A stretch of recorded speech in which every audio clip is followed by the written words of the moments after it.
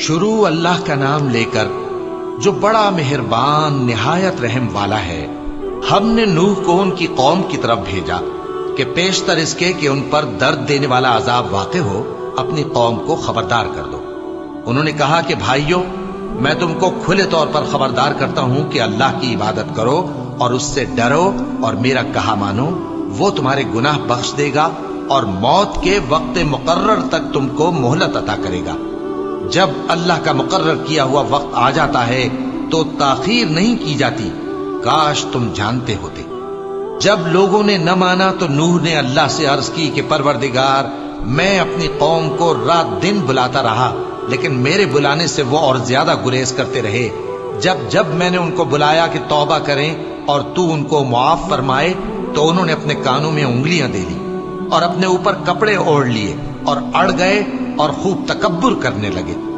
پھر میں ان کو بلند آواز سے بھی بلاتا رہا، پھر علانیہ بھی اور رازداری سے بھی سمجھاتا رہا۔ پھر میں نے کہا کہ اپنے پروردگار سے معافی مانگو کہ وہ بڑا معاف کرنے والا ہے۔ وہ تم پر آسمان سے موسلا دھار میں برسائے گا اور تمہارے مال اور بیٹوں میں اضافہ کرے گا اور تمہیں باغ عطا کرے گا اور ان میں تمہارے لیے نہریں بہا دے گا۔ تم کو کیا ہوا ہے کہ تم اللہ کی عظمت کا اعتقاد نہیں رکھتے، حالانکہ اس نے تم کو طرح طرح کی حالتوں میں پیدا کیا ہے؟ کیا تم نے نہیں دیکھا کہ اللہ نے 7 آسمان کیسے اوپر تلے بنائے ہیں اور چاند کو ان میں روشن بنایا ہے اور سورج کو چراغ بنا دیا ہے؟ اور اللہ ہی نے تم کو زمین سے ایک خاص طرح سے پیدا کیا ہے، پھر اسی میں تمہیں وہ لوٹا دے گا اور اسی سے تم کو نکال کھڑا کرے گا۔ اور اللہ ہی نے زمین کو تمہارے لیے فرش بنایا تاکہ اس کے بڑے بڑے کشادہ رستوں میں چلو پھرو۔ آخر میں نوح نے عرض کی کہ میرے پروردگار، یہ لوگ میرے کہنے پر نہیں چلے اور ایسوں کے تابع ہوئے ہیں جن کو ان کے مال اور اولاد نے نقصان کے سوا کچھ فائدہ نہ دیا، اور وہ بڑی بڑی چالیں چلے اور کہنے لگے کہ اپنے معبودوں کو ہرگز نہ چھوڑنا، اور ود اور سوا اور یغوث اور یعوق اور نصر کو کبھی نہ چھوڑنا۔ اور اے پروردگار، انہوں نے بہت لوگوں کو گمراہ کر دیا ہے، اور تو ان ظالموں کو اور زیادہ گمراہ کر دے۔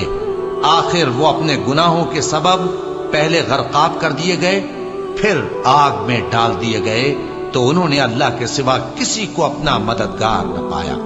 اور پھر نوح نے یہ دعا کی کہ میرے پروردگار، ان کافروں میں سے کسی کو زمین پر بستہ نہ رہنے دے، اگر تو ان کو رہنے دے گا تو یہ تیرے بندوں کو گمراہ کریں گے، اور ان سے جو اولاد ہوگی وہ بھی بدکار اور ناشکری ہوگی۔